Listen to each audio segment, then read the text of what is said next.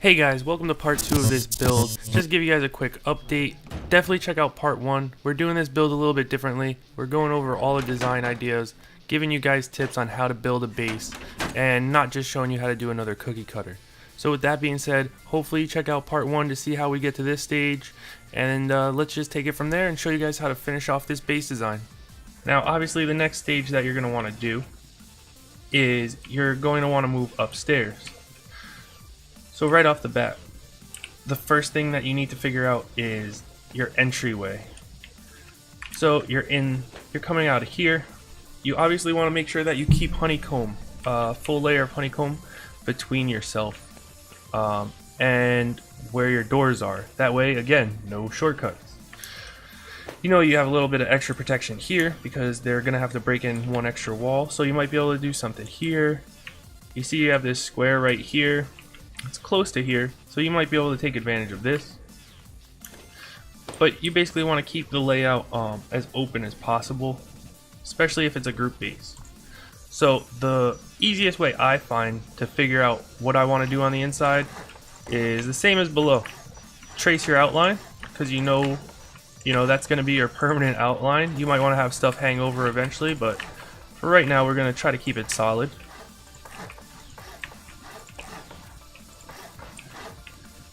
So now you know your outline, and the next thing that you're going to want to do is actually figure out where your honeycomb's strongest. And now, if we hop up here, you'll see this one little square is pretty close to being really secure, and that could give us a whole lot of extra room. So one thing that you might want to do is when you see something like that, and you already see, hey, I got a triangle here I'm using, maybe I'll go ahead and throw another triangle in there. That's 2 walls into that square, and maybe we'll throw a square there. Once that's there, reinforce it a little bit. Make sure you put your honeycomb in.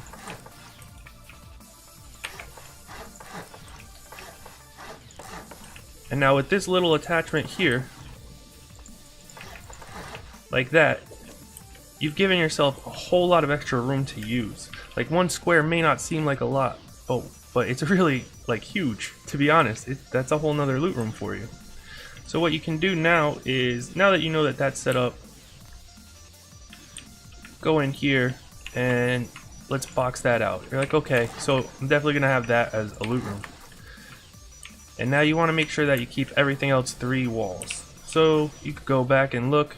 You have 1 wall there on the outside, 1 wall here.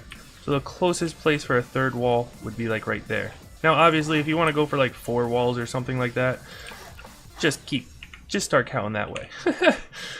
And then here it's the same thing, 1 wall, 2 wall, 3 walls. So you know that's going to be your line.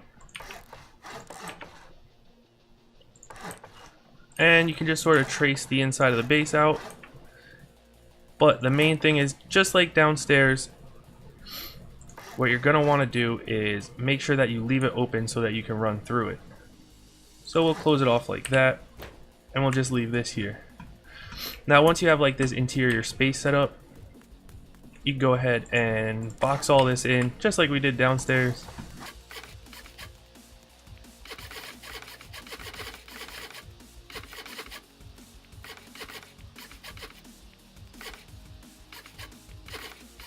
Now at this point, what you're going to want to think about also is, are you going to want another way upstairs? Are you going to want another floor? Are you just going to want a solid roof? It's always good to have some type of roof access. Personally, and like I said before, you never really want to put 2 of these directly above each other. That's a direct route straight into your base. You never want to do that. You want to make them try to work for it. I try to always do at least 1 door. The best practice really would be if you go down a ladder hatch and make them go through 2 doors. So what we're going to do is we're going to put a floor frame there for another ladder hatch. And then we'll put a floor there.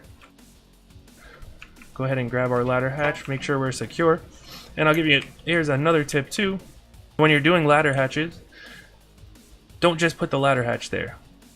Before you put a ladder hatch and before you really put that hole in your base, make sure that you have enough supplies to put a door up.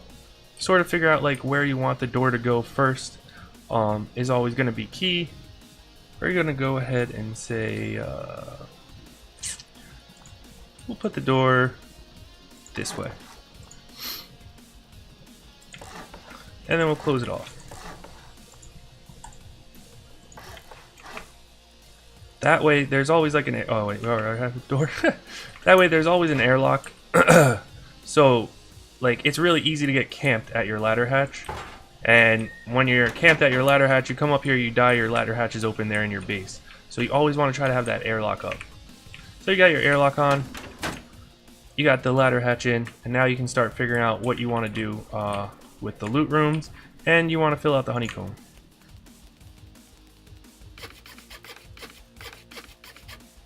And here you'll see this is where we have the triangles downstairs, and you can still build those.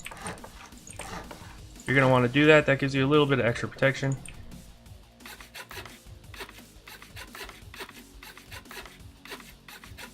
Alright, so now you're all blocked in there.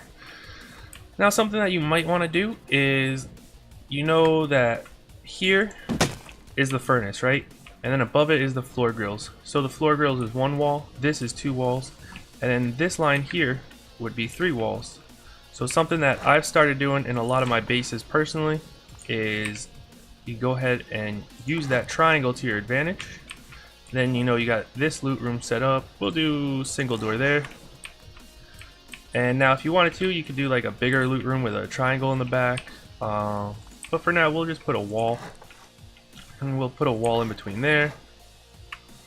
Over here, maybe we'll do a loot room as well. Sure, we'll do a loot room over there.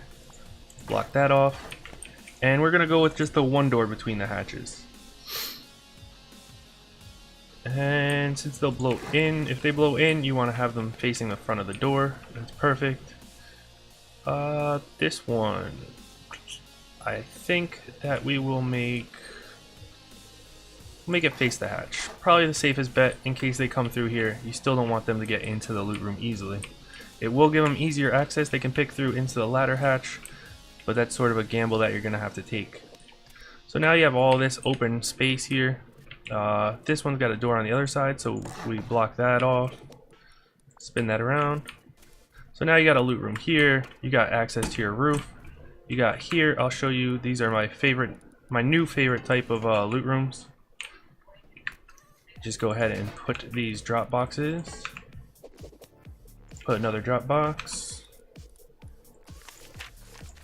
And I swear these drop boxes are like my favorite thing in the game right now. They have so many uses, and like nobody uses them. And you could go ahead and throw a furnace in there too, in case you want to make charcoal, or you just want to have a small furnace area up here. And this obviously can be a loot room. You can put your shelves in there. Here again, you can do a loot room. We'll do a double door one. Let's do a double door one. Now the downside, of course, is directly below here is your other loot room. So what you're going to want to do there is you're going to want to try to prevent people from picking it. Make sure those are sheet metal. You really want to make all of your main floors sheet metal. Your honeycomb floors sheet metal too. Like, sheet metal is always great to have on the floor if it's available to you. I sort of do all these builds out of stone just because it's easy and quick. I don't have to change settings and stuff like that. But you sort of want to always make sure that your floors are sheet metal. That way it slows people down a lot, and most people don't really want to pick sheet metal, even if it's available. So now you have these two double doors. We'll call them going to be loot rooms. Put a single door on there. That's going to be a loot room. That's a loot room. This is your access, you know. And you're just slowly going to keep adding all your doors. Got another loot room here. And you still have all this extra space, same extra space that you have downstairs. Now, one of the things that you don't want to do is you want to try to avoid having areas where rockets can splash. The easiest way to do it is to put doors. So you can put a doorway here, even without a door. Just put the doorway, and then they can't splash between these two doors. So it's going to cost them extra rockets. Same thing here. You got these two doors here. Put a door frame. Then they can't splash those two doors. Obviously, like these two doors you can't really do anything about. These two doors you can't do anything about. But a lot of times I just put empty door frames like this in my base. It does make it a little bit tighter. So it's up to you, but it could really help you keep a lot of your loot. It'll make them make difficult choices, like which door do I take, rather than, hey, we'll just blow up both doors. So as you guys can see, I mean, we basically built this base in a completely different way from that base that I showed you over there earlier, using the same footprint. And both of them are the same level of security, because they all stick to the same type of patterns. You want to keep your doors on the outside, you want to keep your layers of honeycomb, and you want to keep an idea of how many walls it's going to take to get anywhere in your base. So now, once you're up here, you have your airlock up here. The easiest way, like if you don't want to have anything else up here, if you're good with it just being this high and you don't want to have like a shooting floor or anything like that, that's cool. And what you can do for that situation is I would make sure to put your door on the outside. If you put your door on the outside, then you can go ahead and just throw up what you would want to do actually before you throw up those roof panels is you can go ahead and trace out your loot basically, and like you sort of know where it is. It could sort of be a giveaway, but at the same time it keeps it reinforced, so it's not that big of a deal. But sort of trace out your interior, and then you can add in roof panels, and that's gonna give you a lot of protection. The roof panels are friggin' buggy sometimes, but once you get them all lined up, that gives you that extra protection. If they do cut to a corner like this, where you know they're going to overlap weird, make sure that you put up your floors first. Sometimes, you know, you might want to just do the whole thing, floors first. But it's only really going to happen where they overlap. Sometimes it's easier to get the roofs from up top. Sometimes it's easier to get it from in the base while you're building it. You can see I had it blue there for a second. Oh, that's the wrong roof. There you go, we got it. Any second now. There you go. You know, and this is gonna keep most of your stuff pretty safe. You don't need to go crazy with it. I see a lot of the bases that have it absolutely crazily stacked. You don't really need that. It will sort of help because it'll absorb a lot of rockets and stuff like that. So you can go ahead and do it. It's really difficult, and you really need to plan ahead for that though. Like that's the hardest part, is you really need to plan ahead that you're going to be doing that. And also it makes it really difficult where if people do raid, you may not be able to rebuild where that was. So once that's all in, you're going to want to make sure you know that there's not any straight access to any part. So you might want to throw it on the other angles too, like that. I would probably throw it, try to see if you can get it over there. I don't know if it will want to go there. Yeah, there it is. And then throw it over there. And right there. Then you're just going to have to do this little square area, which isn't too big of a deal. And you know, at this point this door wouldn't be here because we're just like closing it off, and that would be your door. Like the next thing you'd want to do is that, and put that like that. And like that's the perfect way to have roof honeycomb. Obviously you got to come over here and put these panels. But now you have your roof honeycombed. Now it's 3 floors until they get down to your 1 floor just to get to your loot. You still have the roof access and all that stuff. Now if you want to do a shooting tower, you have all this room to work with. You know, before we did the roof, basically there was a ladder hatch right here, and you had the stair up, and you had all this room to do either a shooting area or a tower for shooting the heli and stuff like that. However, the video is running kind of long, so what I'm going to do is I'm going to leave that. We'll call that phase 3, and I'm going to show you guys a bunch of options in the next video I do, and sort of give you an idea of the design decisions to keep in mind while you're doing it. So hopefully you guys enjoyed this new type of video. It did run a little bit long, but I did want to get a lot of information out there. I'm more interested in helping you guys learn how to build rather than just showing you guys the same build over and over again with the doors in a different spot. Because if you just keep copying bases and stuff like that, you know, you're never going to learn anything, and then you're not going to feel comfortable building your own. So hopefully you guys learned something. Hopefully you'll feel comfortable building your own base. And just for those guys who may be interested, the base we built today costs 70k stone right here. Obviously the deployables, the doors, we didn't really fill them out, so that's not that accurate.